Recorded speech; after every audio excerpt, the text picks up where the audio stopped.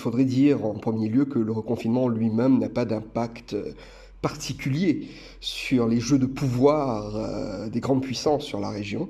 Nous savons depuis un moment déjà que la région Océan Indien se trouve au milieu de ce que certains géopolitologues n'hésitent pas à appeler une nouvelle guerre froide, notamment entre la Chine et l'Inde, mais entre la Chine et ses alliés, et l'Inde et ses alliés.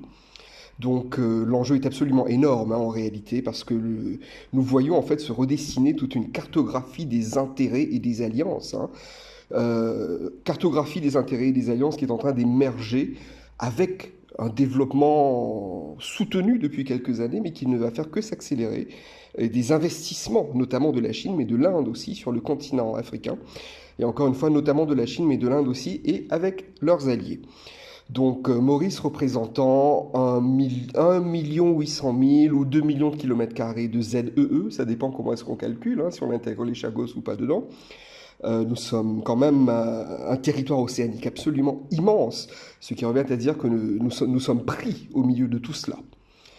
Et nous voyons d'ailleurs, nous voyons de plus en plus, mais de manière absolument concrète, les conséquences de cela, avec par exemple les 2 traités que le gouvernement mauricien vient de signer avec la Chine et l'Inde. Le traité avec la Chine qui est entré en vigueur le 1er janvier de cette année, et qui est le premier traité avec un pays africain signé par la Chine, le premier traité commercial. Et le traité avec l'Inde qui lui est entré en vigueur il y a quelques semaines, je ne me souviens plus de la date, mais c'était en février si je me souviens bien. Et encore une fois, qui est le premier traité commercial du gouvernement indien signé avec un pays africain. Donc clairement, il y a la possibilité d'un positionnement de Maurice comme une porte d'entrée pour les différents flux venant d'Asie allant vers l'Afrique, mais venant aussi d'Afrique allant vers l'Asie. Nous parlons là des flux de capitaux, des flux de marchandises, des flux de personnes, avec Maurice jouant vraiment ce rôle d'une porte d'entrée. Alors, pour revenir à la question, quelles sont les conséquences géostratégiques de ce reconfinement? Alors là, nous voyons un peu le big picture, en quelque sorte. Mais ce qui me semble absolument certain par rapport à la question du reconfinement, c'est que, bien évidemment, nous sommes dans une situation de redistribution des cartes sur la cartographie régionale.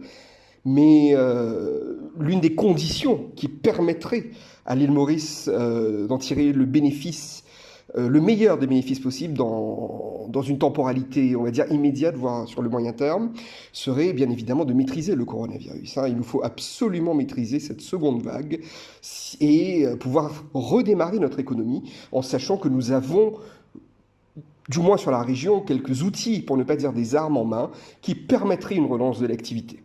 Mais encore une fois, relancer l'économie requiert de pouvoir déconfiner.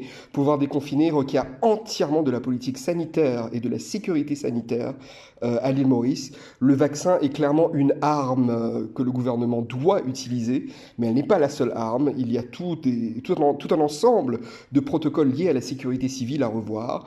Et il est absolument essentiel que le gouvernement puisse jouer sur les 2 tableaux, c'est-à-dire d'un côté vraiment garantir la sécurité sanitaire et réformer le système de santé, investir dans le système de santé afin qu'il puisse absorber les cas de coronavirus, parce que clairement nous allons devoir vivre avec la Covid-19 à partir de maintenant, et parallèlement à cela, une politique d'ouverture de notre économie qui permettrait une relance de l'activité dans cette nouvelle donne géostratégique qui se dessine et dans laquelle Maurice a un très grand rôle à jouer.